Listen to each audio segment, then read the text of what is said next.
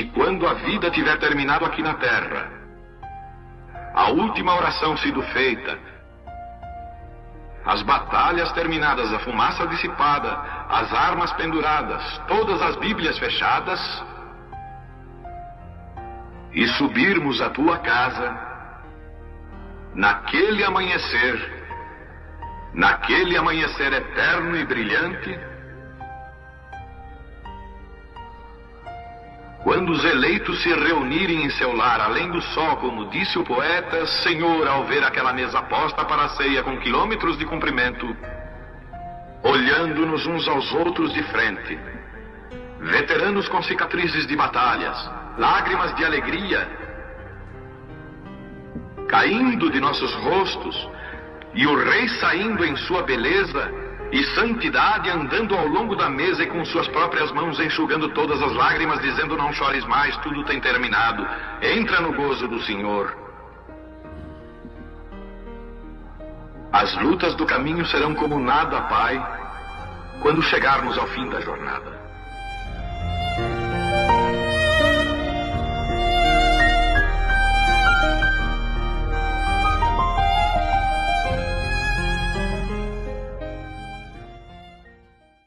Deus abençoe cada um. Vamos abrir as nossas Bíblias. Apocalipse 3, versículo 14 até o 20. E ao anjo da igreja que está em Laodiceia, escreve: isto diz o Amém, a testemunha fiel e verdadeira, o princípio da criação de Deus. Eu sei as tuas obras, que nem és frio nem quente. Tomara fosse frio ou quente, assim porque és morno, e não és frio nem quente, vomitar-te-ei da minha boca. Como diz, rico sou, estou enriquecido, e de nada tenho falta.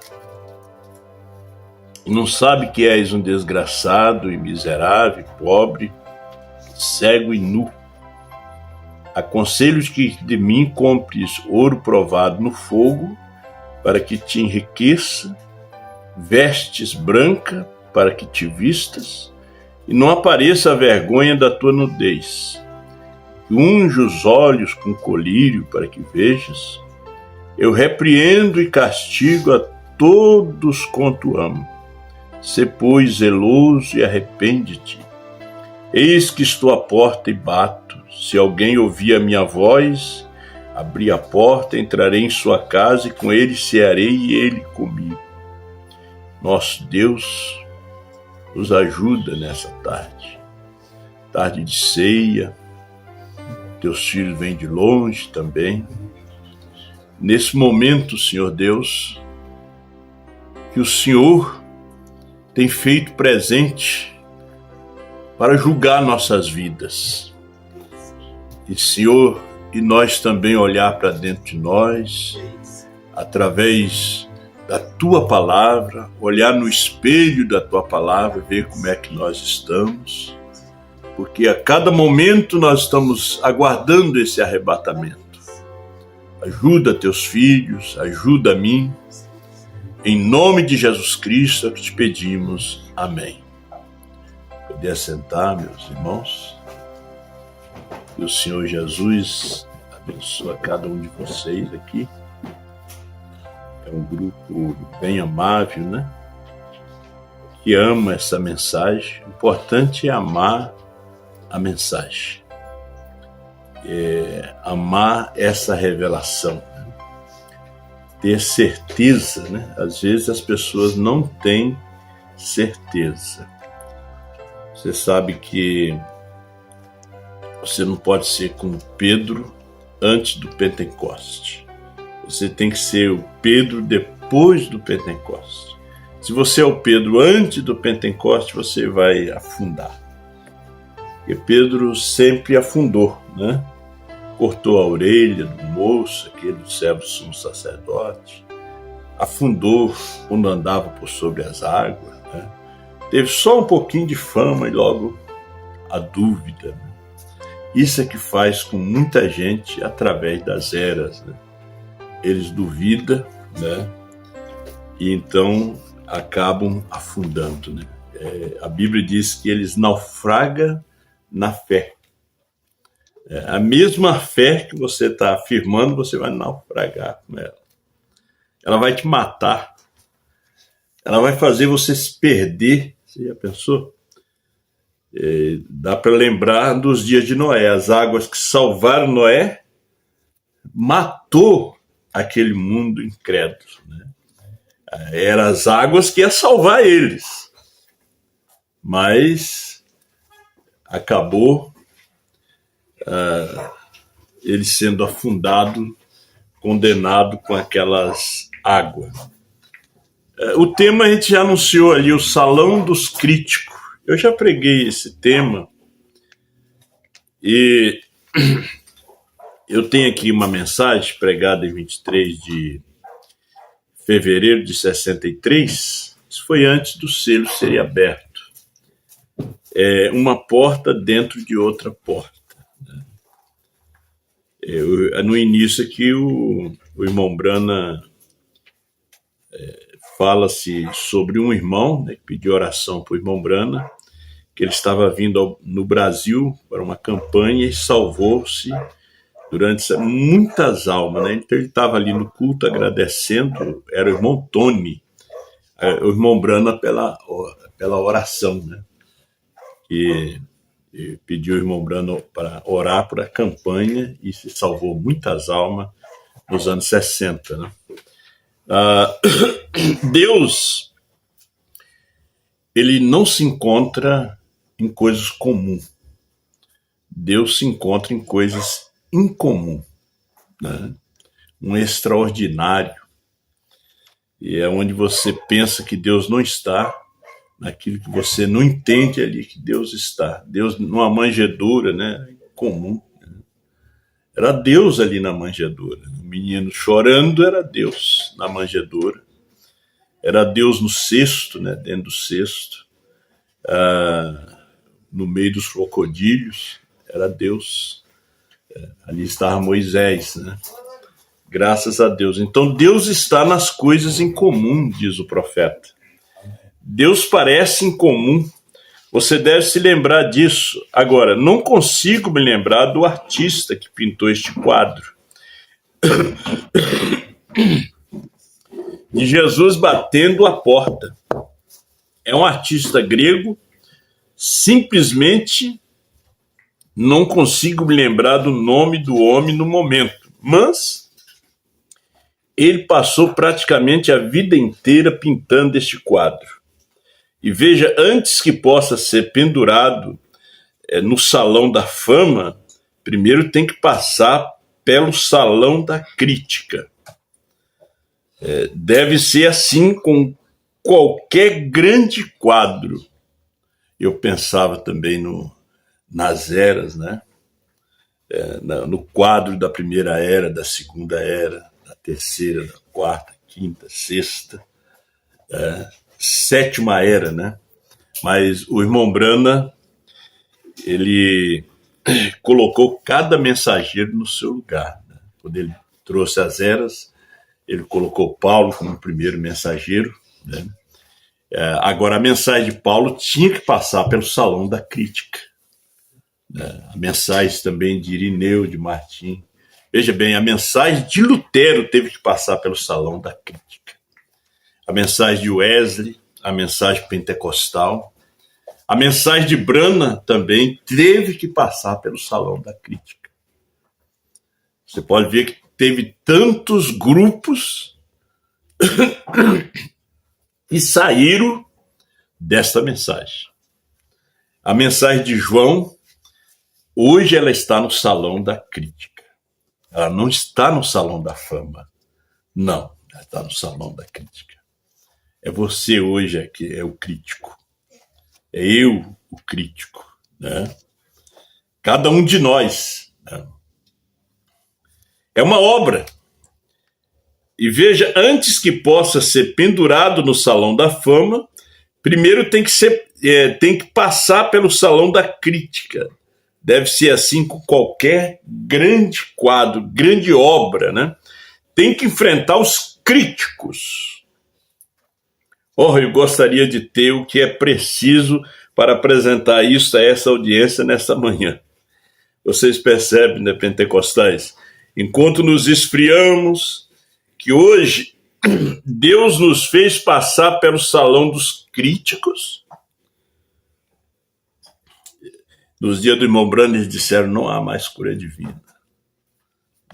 Não, eram os críticos. Aí o irmão Brando provou que havia cura divina. Não somente cura divina, era um dia de criação, criou esquilo, ressuscitou morto, levantou paralítico. Ele levantou Jesus da história, novamente. Então eles disseram, não há mais cura divina, não existe. Isso são um bando de santos roladores, de fanático. Então ele disse, a igreja tem que passar pelo salão dos críticos antes que possa ir para o salão da fama como noiva. Então, até que ela saiba quem ela é, na mensagem Cristo é o mistério de Deus revelado, 240, até que ela saiba quem ela é, não se dá o rapto. Quando ela souber, se dá. Aí você entra nesse regozijo, quando você souber quem você é. Então, ela vai para o salão da fama como noiva, não como Judas, como traidor, né, como incrédulo, como desertor. Não, vai como noiva. Eu estava ouvindo época do encontro em Goiânia, né? Eu passei ali, estava ouvindo um pregador dando uma palavrinha de 10 minutos, pastor Gideão. Inclusive, eu gosto muito daquele rapaz, quando eu estava lá. Ele é pastor, acho que em Brasília, ali na volta. Ele disse uma coisa muito interessante. Ele disse que ele estava dizendo algo que um outro irmão tinha dito. Você vê, né, que a coisa, quando é boa, né, um vai passando para o outro. A coisa, quando é ruim, a gente tem que jogar na lá de lixo, na basureira, né? Tem que jogar ali. Mas ele disse, quando nós olhamos para os nossos irmãos, a gente tem que olhar através do sangue de Jesus. Senão a gente vai ver uma coisa horrível. Então, quando nós estamos no salão da crítica, olhando para os nossos irmãos, mas através do sangue. Que vocês me olhem através do sangue. Eu olho vocês através do sangue. Então, quando você for olhar para o seu irmão, para a sua irmã, procure olhar através do sangue. Senão, você vai ficar decepcionado. Olha para o seu esposo através do sangue. Olha para os seus filhos através do sangue. Olhe para a sua esposa através do sangue. Porque aí você vai ver branco. Você vai ver branco. Você não vai ver nada escuro, nada duvidoso. Você vai ver Cristo. Né? Tudo depende como você vai olhar. Você não pode olhar. É como disse o apóstolo São Paulo, a letra mata, mas o Espírito vivifica. Eles mataram Jesus com a letra. Com a letra. Sendo que Deus não estava mais no rolo. Deus estava em carne. Eles perderam a Deus novamente. Porque ele não estava mais dentro daquilo que estava escrito. Ele estava encarnado. Ele estava naquele homem. De repente você não encontra mais Deus em CD, você não vai encontrar Deus mais em mensagem, você vai ter que encontrar Deus no seu irmão, na sua irmã. mas sempre vamos procurar olhar um ao outro através do sangue de Jesus Cristo. O sangue de Jesus Cristo hoje é essa mensagem. Não é a química, né? Essa mensagem. Claro, você pode suportar? Você está pronto para vir com a Escritura e permanecer corajoso em seu testemunho no amor de Cristo? Ou você está recuando, saindo com o mundo? Como a Bíblia diz, Demas me desamparou, amando o presente século. É aí que a igreja se encontra hoje, pesada na balança. Essa é a razão. Torna-se, como nós lemos, Laodiceia, desgraçada, miserável, pobre, cega, nua, na escuridão.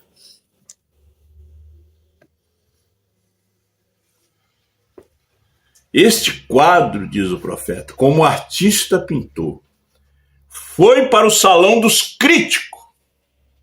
Eu estou no salão dos críticos. Agora, se você me olhar através do sangue, você vai ver Cristo. Se eu te olhar através do sangue, eu vou ver Cristo. Né? Vou ver Cristo. Não puderam encontrar nada de errado. E, por fim, um grande crítico apareceu e disse: há algo errado com o seu quadro. Ele está falando daquele quadro, Jesus batendo na porta. Você já viu, existe esse quadro no mundo todo. E um crítico apareceu e disse: tem algo errado nesse quadro. Porque o crítico, ele examina cada detalhe. É crítico mesmo. Tem um crítico da música, né? Ele examina cada detalhe. Ele conhece. Ele é crítico. Às vezes tem pessoas que acham que canta bem, né? Aí ele vai para o salão dos críticos. Mas por que eu fui eliminado? Tem coisa ainda que tem que consertar. Tem coisa na voz que tem que arrumar. Né? E às vezes tem pastores que não querem ir para o salão dos críticos. A igreja também não quer ir. Tem coisa que tem que ser consertada. E por fim, um grande crítico apareceu e disse: há algo errado com o seu quadro. Tem algo errado com o seu ministério. Tem algo errado com sua vida. E prosseguiu. É verdade, Jesus com a lanterna na mão, vindo à noite na escuridão do pecado, é um bom quadro. Sua expressão com a expectativa de alguém vir à porta, quando ele está batendo, diz: isso é maravilhoso. E o olhar em seu rosto, como se ele ansiasse ouvir o lado de dentro. Mas, Senhor, não há tranca na porta. Ele estava batendo numa porta que não tinha tranca do lado de fora. A tranca era do lado de dentro. O crítico viu aquilo. Todas as portas têm tranca por fora. Mas veja, o pintor estava ali. Esclareceu o artista. Eu o pintei assim. O irmão Brana disse que ele gastou quase toda a sua vida para fazer esse quadro. É o que nós temos feito, né? Temos gastado toda a nossa vida na vida cristã dentro dessa revelação. Quer dizer, nós temos investido tudo, toda a nossa vida, tudo. A nossa fé, nossa economia, tudo. Ele gastou quase toda a sua vida pintando aquele quadro. Eu pintei assim porque a tranca está do lado de dentro. Jesus não pode entrar apenas pela vontade dele. Não é entra, Senhor, abre. Não, ele não pode abrir do lado de dentro. Não tem tranca para ele abrir. É você que tem que abrir a porta. A tranca está por lá de dentro. Olha o segredo aí. É você que diz, entra, Senhor. Seja não Salvador somente, mas seja Senhor. Não fique vigiando Jesus na sua casa. Se Ele é Senhor, Ele é dono. Você se entregou para Ele. Ele é Senhor, é dono. Senhor, tem um hino, né? A casa é tua. Fica, Jesus, mais um pouquinho. Entra, a casa é tua. Ele só bate do lado de fora. Quem abre é você. Não é ele. O problema é que você nunca abriu a porta para ele. Você conversou com ele. Quem é você? De onde você veio? O que você quer fazer aqui? Que você tem aquela porta de orgulho, aquela porta da sua vida privada. Quem manda na minha vida sou eu. Tudo o profeta diz aqui nessa mensagem. E a porta da fé? Mas você tem que abrir. Senão ele não vai entrar. Não é somente você conversar. Abre.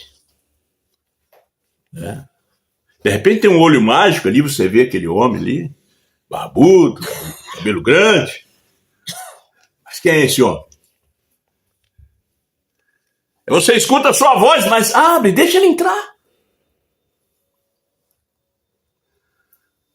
Aí você diz, fulano não se converte, Beltrano também não se converte. Mas ele nunca abre a porta para ele. Fulano não vê essa revelação, mas ele nunca abre. Você que tem que convidar ele. Ele não vai arrebentar a sua porta porque não tem tranca por fora. Tem que ser a sua vontade de deixá-lo entrar. Eis que estou à porta e bato. Se alguém ouvir a minha voz e me deixar entrar, entrarei e cearei com ele e ele comigo.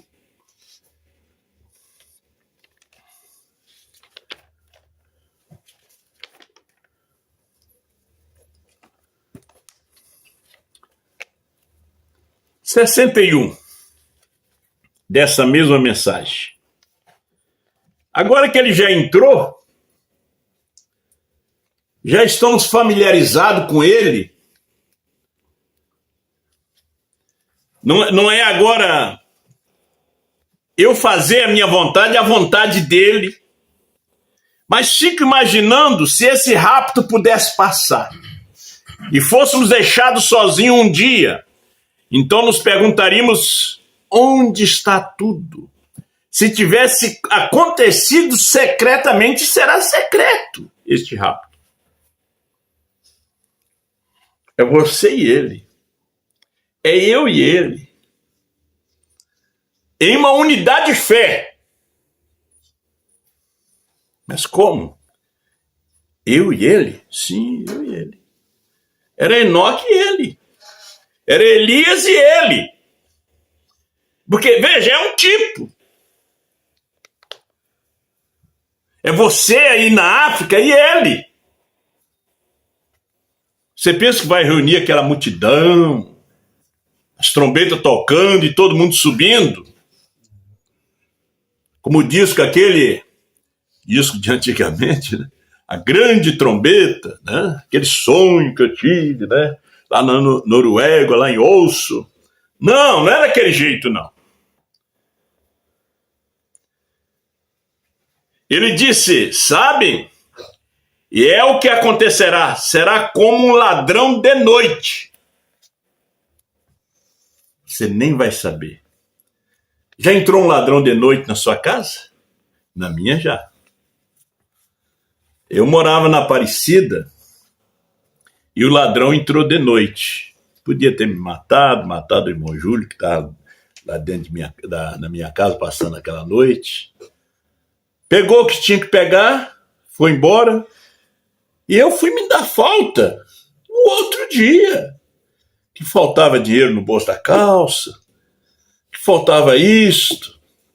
Ele não fez espalafato, não. Ele não deixou cair nenhum copo. Não sei como entrou. Tinha uma chave. Mestre, alguma coisa abriu a porta. Não sei se ele deixou algum spray ali para a gente não acordar. Só no outro dia que demos falta. E o profeta disse, será como ladrão de noite. 99 em cada 500.000. De cada 1.000.000 nunca saberão que o rapto aconteceu. Então, nós ficamos de sobreaviso. Aí Deus trata conosco individualmente. Em Israel, como uma nação, 144.000. A nação vai resultar em 144.000, nenhuma mais, nenhuma menos. Mas conosco, individual. 2 estarão numa cama, um é tomado, outro é deixado. Um é virgem prudente, hoje é virginécia. Está na dúvida. Não pôde ir para o salão da fama. Tinha algo que ele pensou que estava certo, mas não estava. Olha o que ele disse. Terá passado e eles nem saberão nada sobre isto. Jesus disse isto. Então isto o torna certo. Vê, certamente, ele virá como um ladrão de noite e a noiva será levada. É uma fé individual. Deus não está tratando conosco coletivamente. Nós viemos à igreja, um grupo de irmãos, mas Deus não trata com o grupo. Nós viemos em grupo aqui, mas ele está tratando individual. Você está entendendo? Viemos um grupo, mas ele trata individual. Amém. Não é ser o bom pregador, o bom mestre. Não. Não é isso que Deus quer. Olha o que ele fala. Como aquele livro que li uma vez, como era o nome daquele personagem, Romeu e Julieta, ou algo assim, veja, ele veio e a levou à noite. É a noite. É assim que Jesus faz. Quando o mundo estiver dormindo preguiçosamente. Nós vemos os crentes hoje preguiçosos. Preguiçosos. Preguiçosos para orar. Né? A mente fica tão ocupada com as coisas dessa vida, quando você deveria estar 24 horas em oração com o Senhor. 24 horas. Jesus ensinou uma oração tão curta. Pai nosso, livra-me de todo mal. Perdoa meu irmão, perdoa minha irmã. É tão curtinha. Já pensou se fosse uma oração de 1000 palavras?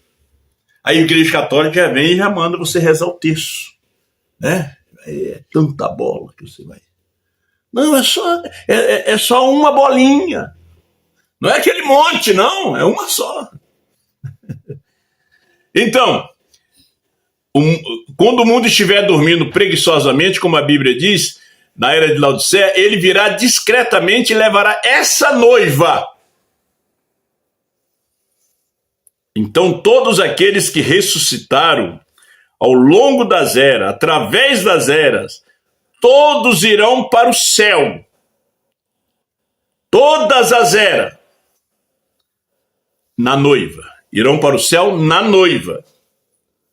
Veja bem, que a nossa reunião é com a noiva de todas as eras. Porque a noiva das eras depende desta noiva, dessa mensagem de Apocalipse 10, 8 a 11. Amém. Eu não posso dizer que ela depende da mensagem de Apocalipse 10, 1 a 7. Já passou. Já está no salão da fama essa mensagem. A que está no salão dos críticos é essa mensagem. Ela que nos leva à pedra de coroa. Então os juízos virão. A igreja dirá: bem, espera um minuto. Eu pensei que deveria haver uma noiva, uma vinda do Senhor e da noiva. Aí você vai acordar tarde demais. Você vai despertar tarde demais. Você vai apertar o play certo tarde demais. Porque agora ele está sendo julgado. Esse play está sendo julgado. Está no salão dos críticos.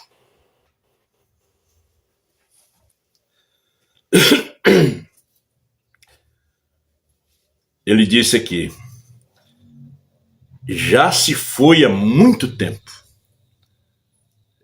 E alguém vem e dirá: o rapto já se deu há muito tempo. Aí ele prega na mensagem de 65 rapto. Alguém dirá: já aconteceu.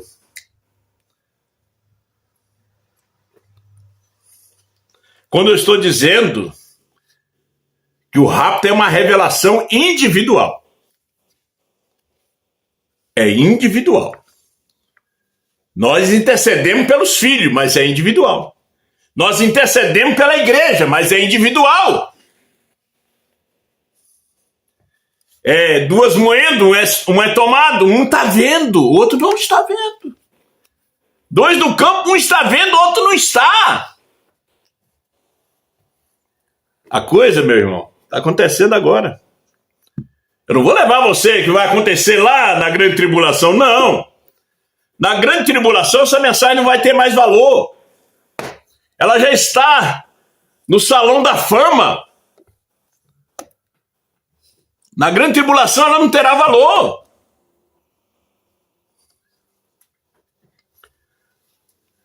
Você não soube de nada? Vê? Veio secretamente. Por quê? Dizemos: eu pertenço à igreja, sou metodista, sou batista, sou pentecostal. Isso não significa nada para Deus. Não é mais do que um médico dizendo: você tem câncer, está em estágio avançado. Isso não tem nada a ver com a doença. Está apenas lhes dando um nome. É um demônio, veja, câncer. Se você dissesse isso é uma pomba, isso é um urubu. É algum tipo de abutre. Isso não tem nada a ver, veja. Não cura. Isso não mata, apenas diz o que é.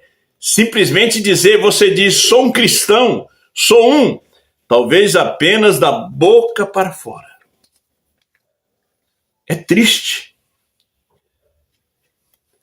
A irmã Eva me mostrando ali algo que lhe tocou muito na mensagem. Eu estava vendo aqui na mensagem também, essa que eu estou lendo no 95. O irmão Brana disse: você vai bater, ele vai bater na porta pela última vez. Nunca mais ele vai bater. Ele está batendo na porta da era. Ele está te chamando. De repente, nunca mais você vai ouvir. Igual Saul. Procurou Deus no sonho, Urim Tumim, não encontrou. Ele foi numa feiticeira. E de repente uma cigana vai falar a verdade para você, mas vai ser tarde demais. Porque sempre Satanás pega aquela mensagem de ontem, mas vai ser tarde. Já se deu. Você teve muita oportunidade e você tem rejeitado.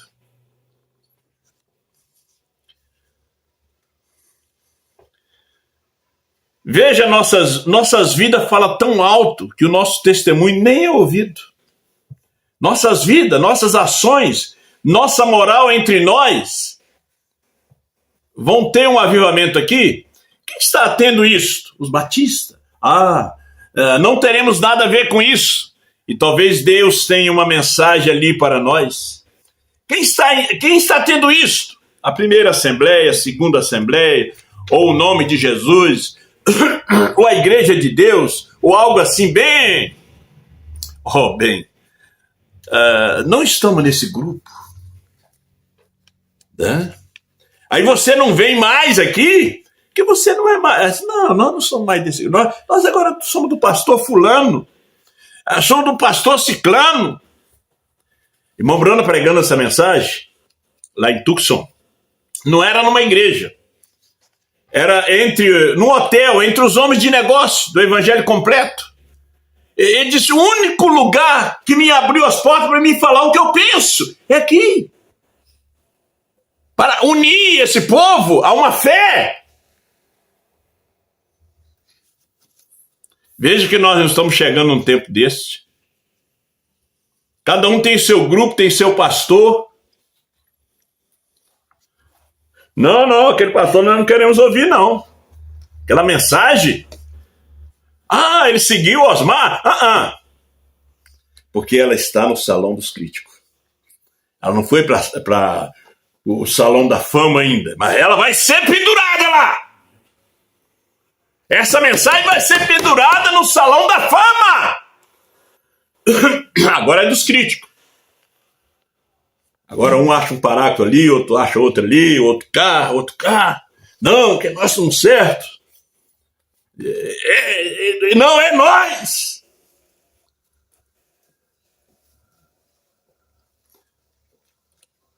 Somos irmãos. Alguém ousa separar a herança de Deus? Diz o profeta. Os filhos são herança do Senhor.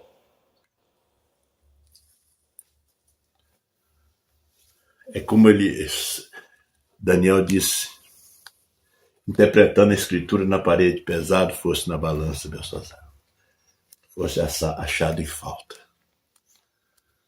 Tanta oportunidade que tu tivesse aí ao lado do teu pai, do teu avô, hein? Profeta Jeremias, teu avô tanto falava dele, e agora tu pegaste os vasos de Deus para beber nele, para prostituir com os vasos de Deus, pesado, mene, tekel e facim, pesado fosse na balança e achado em falta.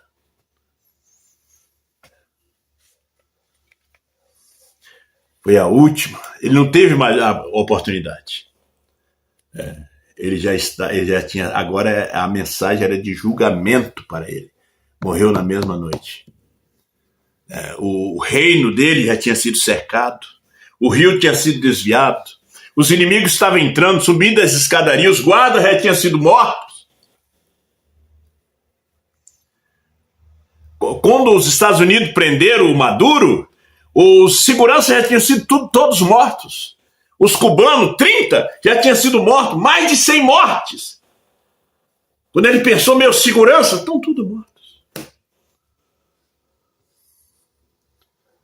O homem que se achava poderoso saiu algemado. Teve chance? Teve. Teve oportunidade? Teve. Deus não chama o homem a julgamento sem antes advertir. E você lembre nessa tarde, Deus está te advertindo.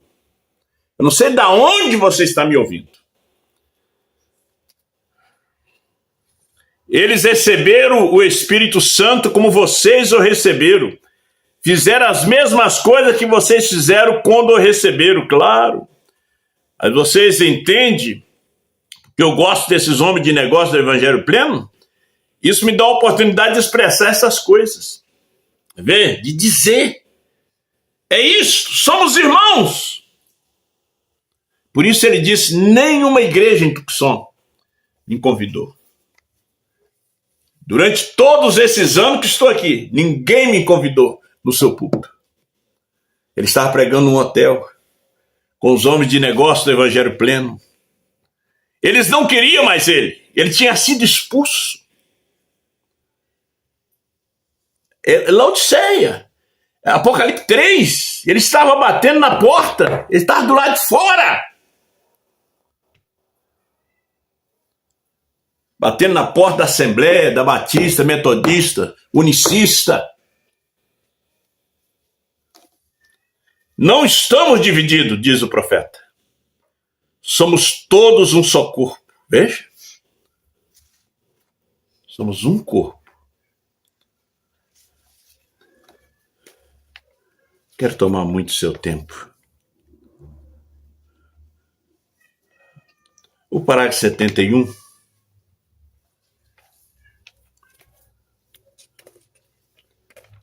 Mensagem muito boa.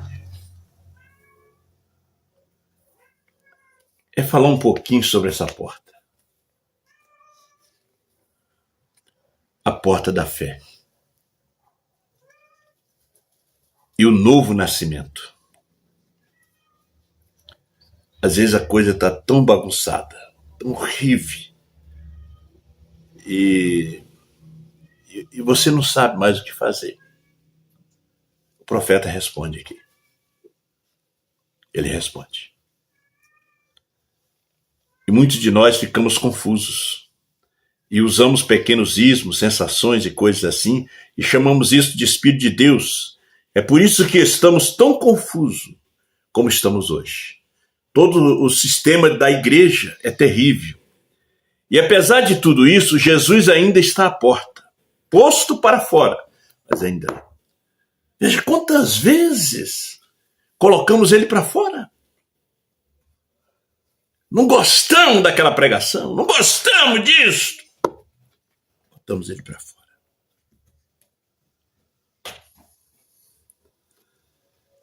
E ele está do lado de fora, mas ainda assim há mais uma porta que eu gostaria de abrir, a porta da fé.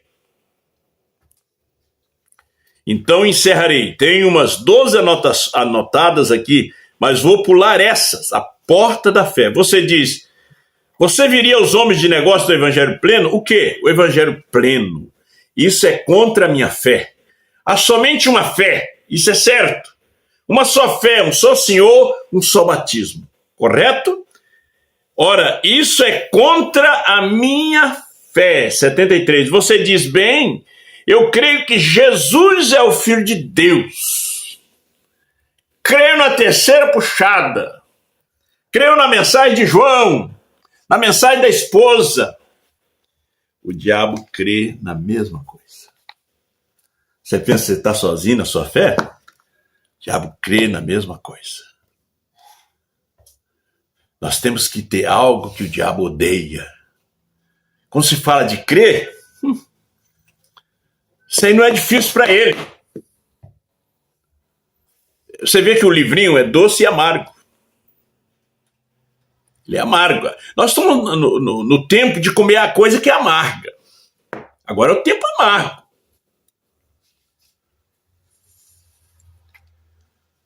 Você deve nascer de novo. Não da primeira e segunda etapa, mas da terceira etapa. Esse é o nascimento para o rapto. Porque o rapto é um nascimento. Você sabia? O irmão Brano ensina que o rapto é um nascimento. Que o rapto é fé. Fé é revelação. Novo nascimento é fé. Então o rapto é um nascimento. Como nós chegamos aqui, 9 meses no ventre da nossa mãe, de repente, chegamos. Não é outro planeta, em outra dimensão, nós chegamos aqui.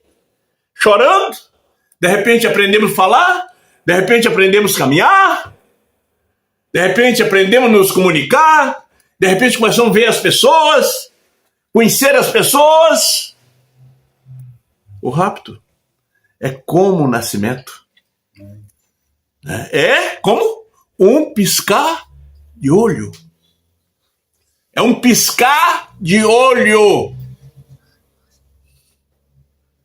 Porque nós estamos falando do salão dos críticos. O que eu estou pregando aqui, o crítico está criticando. Ele tem razão de criticar. O que o Brana pregou, o crítico criticou. O que o Osmar pregou, o crítico criticou. Ele tinha razão. Então o que é? O rapto é o nascimento. Você sai dessa casca aqui. Você sai desse casulo aqui. Por isso a gente não pode mexer no casulo. E ele se mexe para lá, se mexe para cá. Tá formando as asas, os pés, os olhos. Não vai abrir ele. Não, vai cair aquela coisa mole lá no chão. Vai morrer. Deixa ele exercitar. Nós estamos dentro desse casulo. Isso que é individual. Ele vai chamar. Ele vai chamar o seu nome. Bran. Ele vai chamar. Seu nome está escrito sobre toda ela. Ele vai chamar o seu nome. Aí você nasce. Você lembra de onde veio? Não. Hoje é que a mensagem faz você ver alguma coisinha. Que o seu nome foi escrito no livro da vida antes da fundação do mundo. É só as coisinhas. E aí você quer ir mais fundo, mas você não pode. Você quer ir mais, mas você não pode, você não consegue lembrar dentro dessa dimensão. Quando você chegar ali, também não podemos lembrar aqui. Se lembramos, estamos na quinta. Se lembramos as mentiras que nós não confessamos aqui, os pecados que nós não confessamos aqui, estamos na quinta. Porque aqueles sentidos foram juntos. Quando você nasce nesse rapto, esse sentido não vai junto. Porque você atravessou o Jordão, você fez morrer a si mesmo. Os sentidos não vão junto.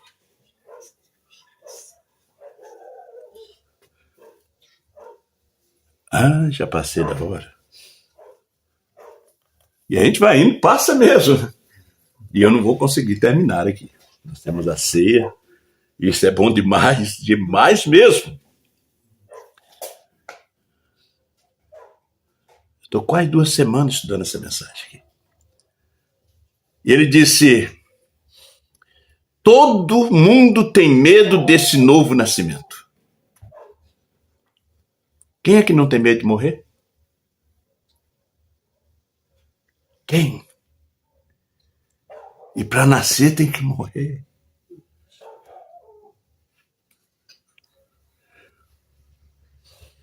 Então ele disse que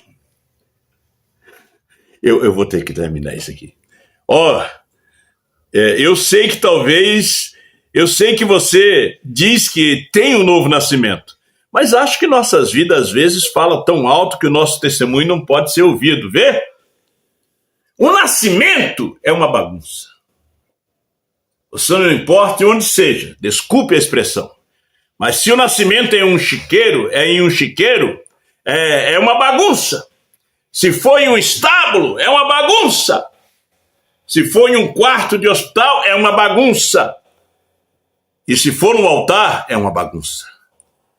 Isso vai fazer você apodrecer em seu próprio pensamento. Você viu aí rapto e nascimento?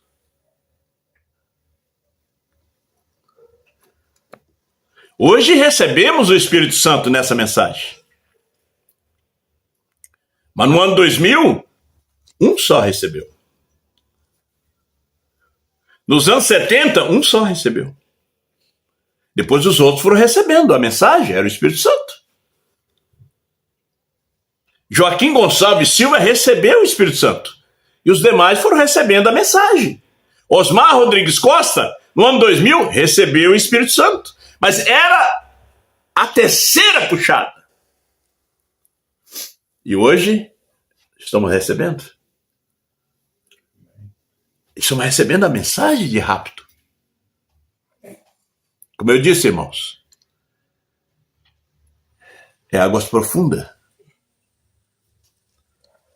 Não é água rasa, não. Águas profundas dá medo. Né? Você já viu um açude? E aquelas águas nem se mexem. Você já viu umas águas que fica...